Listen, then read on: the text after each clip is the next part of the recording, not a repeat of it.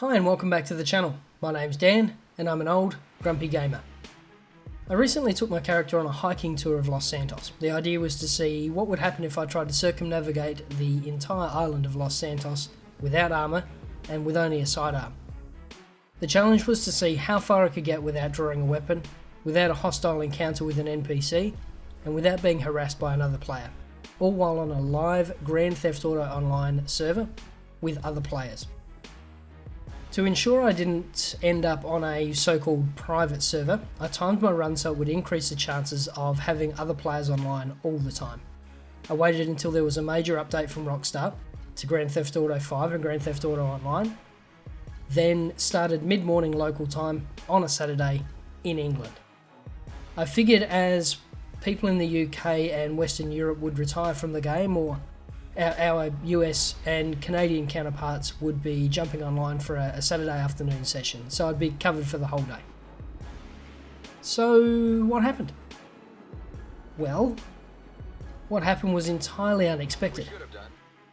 After wandering to the beach and beginning the hike around Los Santos, I'd stumble across pockets of activity with NPCs, all of which were pretty relaxed, to be honest. I found another player in the middle of nowhere who was out on a jet ski. Well, I spotted their car at least, and that went without incident.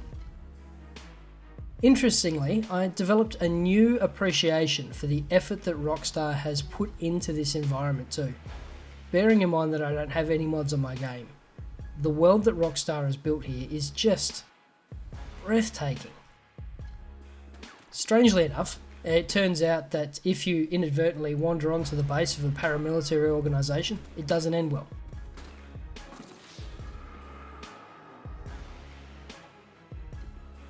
But the unexpected part, the really unexpected part, I went for nearly 6 hours without a hostile encounter with another player. It took 5 hours and 54 minutes for someone to seek me out specifically for the purpose of doing damage. And they had a bit of fun with me and didn't let up when I didn't fight back. I can only assume they were trying to improve their KDR. But in a pleasant surprise, when I popped something in the chat that stated I wasn't really interested, they immediately let up and went on their way. So, turns out not everyone's a troll.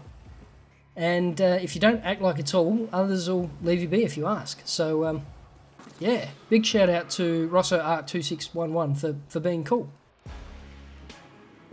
A bit later on, around about 7 and a bit hours in, I did come across a couple of drongos who really didn't let up for a while, but eventually they came good. And it took them a minute, but we even went for a drive with one of them after. But there you have it. What happens if you try a pacifist run on a live Grand Theft Auto server? You get to see some amazing scenery, and you have your faith largely restored in the gaming community. How good's that? Thanks for watching, it's been an absolute pleasure having you. If you like what you've seen, click that like button below, it'll really help us out. And if you're new to the channel, don't forget to hit that notification and that subscribe button. Thank you, we'll see you in the next video.